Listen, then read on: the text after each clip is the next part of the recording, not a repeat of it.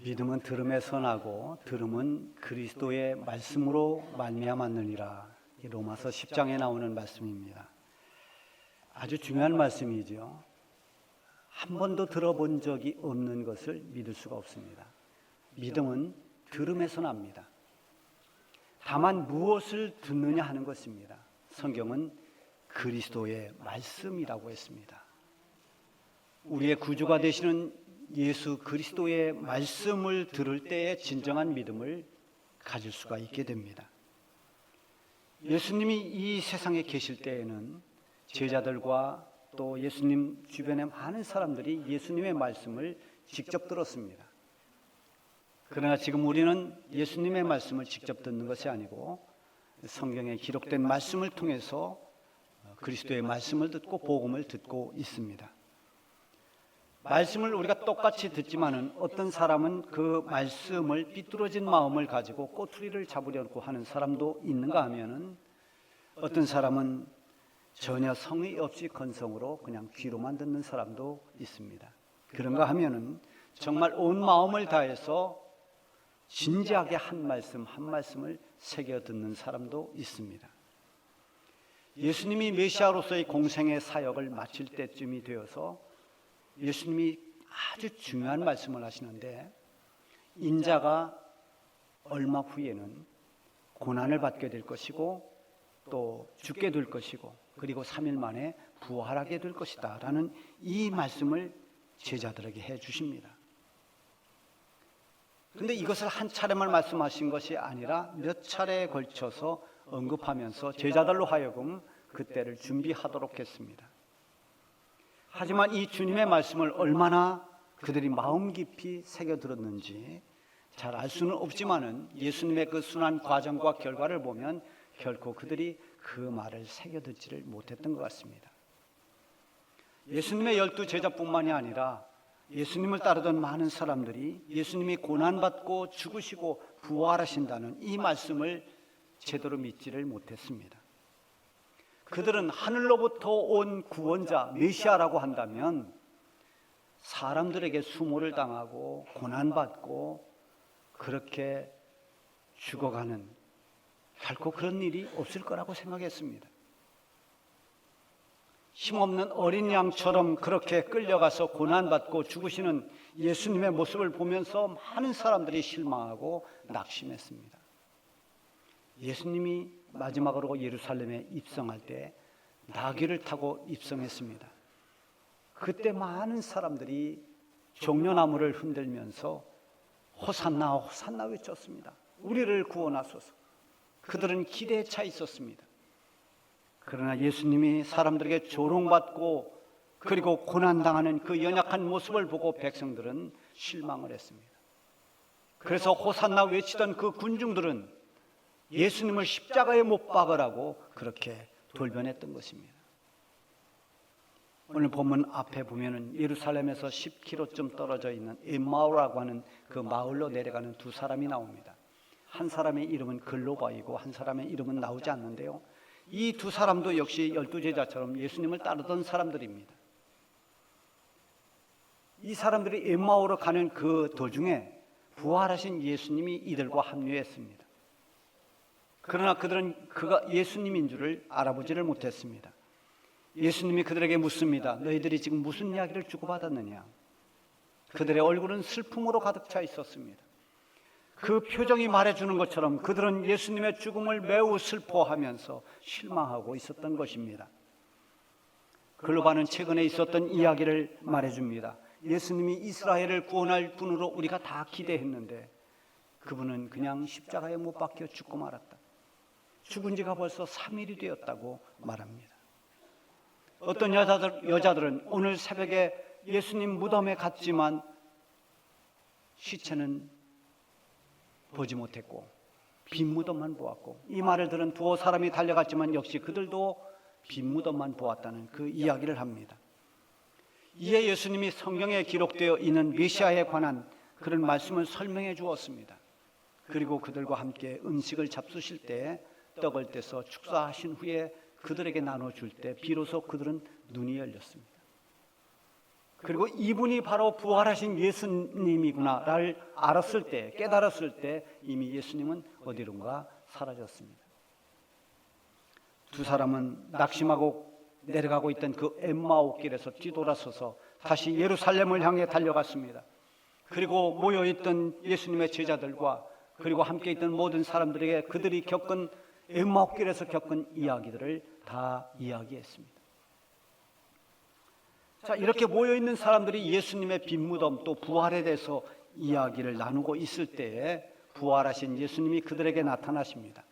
그리고 예수님이 말씀하십니다. 너희에게 평강이 있을지어다. 너희에게 평강이 있을지어다. 이것은 부활하신 예수님이 제자들에게 제일 먼저 하신 말씀입니다. 제자들을 만나서 예수님이 하실 말씀도 많이 있겠지만 가장 먼저 선포한 말씀이 너희에게 평강이 있을지어다, 이 말씀입니다. 이 평강은 에이렌의 평화를 말합니다. 예수님은 이 땅에 평화의 왕으로 오셨습니다. 예수님이 육신을 입고 세상에 오실 때 그때 저 들녘에서 자기 양떼를 돌보던 목자들에게 주의 사자가 나타났습니다. 그리고 온 땅에 주의 영광이 비쳤습니다. 천사가 구주가 나셨음을 알려주었고 수많은 천군 천사들이 찬송을 부릅니다. 지극히 높은 곳에서는 하나님께 영광이요 하나님이 기뻐하신 사람들 가운데 평화로다. 다시 말하면 주님이 이 땅에 오신 구주의 탄생은 하늘엔 영광이고 이 땅엔 평화라고 했습니다. 죄와 어둠의 권세에 매여서 하나님께로 나아갈 수 없었던 죄인들이 예수님이 오심으로써 모든 죄에서 해방될 수 있었고, 그리고 하나님과 막힌 담이 다 흘리고 하나님께로 나아가는 하나님과 화목하게 되는 평화를 얻게 된 것입니다. 예수님의 고난과 그 끔찍한 십자가의 죽음 뒤에 제자들은 어둠에 휩싸였습니다. 슬픔, 낙심, 불안, 두려움, 지금까지 이런 모든 것에서 해방되는 선언이 바로 너희에게 평강이 있을지어다입니다. 평강의 선포는 해방의 선포요 승리의 선포입니다. 예수님께서 제자들에게 선포한 이 평강, 예수님만이 줄 수 있는, 세상이 줄 수 없는 이 평안, 이것은 지금도 믿는 자들에게 주시는 주님의 은혜입니다. 여러분들에게 이런 평안이 충만하기를 바랍니다. 제자들은 부활한 예수님을 보고도 아직 의심을 떨쳐버리지 못합니다. 예수님은 이 제자들의 불안과 두려움, 의심을 책망하면서 부활하신 육체의 모습을 보여주십니다. 그리고 구운 생선 한 토막을 직접 잡수시면서 지금은 어떤 영이 아니라 육체로 부활한 예수님이심을 그들로 알게 했습니다. 예수 믿는 믿음의 절정, 그 신앙의 절정은 어디에 있는가 하면 예수님의 부활을 믿는 부활신앙입니다. 예수님의 십자가의 죽음, 그 죽음만 있다면, 만약에 부활이 없다면 어떤 사람은 예수님을 그냥 단순한 실패한 선지자라고 그렇게 말할 것입니다. 아니면 예수님은 이 땅에서 사랑을 실천한 사랑의 실천가, 도덕가, 성인 군자 중에 한 사람, 이것으로 그치고 말 것입니다. 예수님의 죽음은 단지 안타까운 억울한 죽음으로만 보고 말 것입니다. 예수님이 어떤 목적을 가졌든 무엇을 이루려고 했든 예수님의 죽음으로 끝나고 말았다면, 예수님이 부활하지 않았다면 예수님 따르던 제자들의 그 슬픔과 절망, 그것도 해결되지 않았을 것입니다.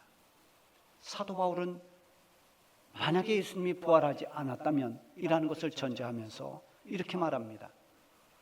그리스도께서 다시 살아나신 일이 없으면 너희 믿음도 헛되고 너희가 여전히 죄 가운데 있을 것이요 또한 그리스도 안에서 잠자는 자도 망하였으리니, 그리스도 안에서 잠잔다는 것은 예수님을 믿고 믿음으로 세상을 떠난 사람들을 말하는 거죠. 만일 그리스도 안에서 우리가 바라는 것이 다만 이 세상의 삶뿐이면 모든 사람 가운데 우리가 더욱 불쌍한 자이리라. 예수님의 부활이 없다고 하면 우리처럼 예수 믿는 모든 성도들의 믿음은 다 헛된 것이고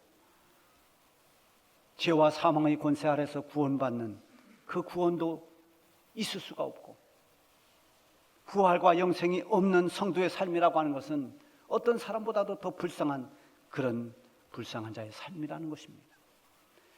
물론 사도 바울이 이 말씀을 하는 것은 예수님의 부활이 있기 때문에 우리 성도들의 삶은 가장 복 있는 삶이고 가장 소망이 넘치는 삶이라는 것을 역설적으로 강조하는 말씀입니다. 예수님의 제자들에게 마지막으로 반드시 필요했던 것이 바로 이 부활신앙이었습니다. 이 믿음이 없으면 불완전한 믿음에서 그칠 수밖에 없습니다. 그래서 예수님은 제자들에게 이 부활신앙을 갖게 하시는 것입니다. 예수님은 먼저 성경에 기록된 말씀을 통해서 그들에게 쭉 풀어주었습니다. 부활이 하나님께서 약속한 메시아, 곧 그리스도를 통해서 이루시는 구원의 성취라는 것, 예수님의 그런 고난, 예수님의 죽으심, 예수님의 부활, 이 모든 것이 하나님의 약속 가운데 이루어지는 구원의 성취 과정이라는 것을 깨닫게 합니다. 예수님께서 저 엠마오 길로 가던 두 제자들에게 성경을 풀어주실 때, 그때 이 두 제자가 주님이 그때 우리에게 성경을 풀어주실 때 우리의 마음이 뜨겁지 않았더냐 이렇게 말합니다. 성경을 풀어줄 때, 그 말씀을 깨닫게 될 때 마음이 뜨거웠다고 말합니다. 이 마음이 뜨거워지려면 마음이 열려야 됩니다. 마음이 뜨거워지는 체험은 마음이 굳어 있거나 마음이 닫혀서 의심에 차 있을 때는 결코 마음이 뜨거워질 수도 없고 말씀을 깨달을 수도 없습니다. 그래서 38절에 예수님께서 너희가 어째서 두려워하고 어째서 의심하느냐 하면서 여전히 예수님을 기뻐하면서도 의심하고 있고 두려워하기도 하는 이 의심하는 제자들에게 45절에 보면 이에 그들의 마음을 열어 성경을 깨닫게 하셨다라고 말씀하고 있습니다. 마음을 열어서 비로소 성경을 깨닫게 했다는 것입니다. 여러분, 우리가 예배 드릴 때, 찬송을 부를 때, 그리고 말씀을 들을 때 우리가 반드시 그런 기도를 하시기 바랍니다. 하나님, 오늘 예배 드릴 때 내 마음을 열어주십시오. 오늘 말씀을 들을 때 내 마음이 활짝 열리게 해주십시오. 제 설교집 가운데 2016년도에 나온 그 마음을 열어라고 하는 책이 있습니다. 이 책에 30여 편의 설교가 수록되어 있는데요, 이 책 제목을 땄던 그 설교, 그 마음을 열어라고 하는 그 설교가 사도행전 16장에 나오는 말씀입니다. 바울이 성령의 강권적인 인도를 받아서 아시아에서 전도하던 것을 멈추고 마게도냐 지방, 저 유럽 지방으로 이제 넘어갑니다. 마게도냐 지방의 첫 성이라고 하는 빌립보에 가서 정착을 하는데 여기서 아주 귀한 한 여인을 만납니다. 그가 루디아입니다. 자주장사였던 옷장수였던 루디아를 만나게 되는데 성경에 보면 주께서 그의 마음을 열어 이렇게 기록되어 있어요. 주님께서 루디아의 마음을 열어주셨다는 것입니다. 루디아의 마음이 열리니까 사도 바울이 말씀을 전할 때 마음을 열었던 이 루디아가 은혜를 받습니다. 말씀에 감동을 받습니다. 말씀을 깨닫게 됩니다. 그리고는 자기의 집을 바울이 거하는 처소로 선뜻 내어줍니다. 그래서 복음을 전할 수 있는 전초 기지가 되게 했고, 이것이 바로 빌립보 교회가 태동하는 그런 결정적인 그런 결과를 가져왔습니다. 사람의 관계도 마음이 닫히면 좋은 관계를 갖기가 어렵습니다. 그런데 마음을 열면 완전히 달라집니다. 내가 마음을 열고 그를 품어야지. 내가 용서해야지.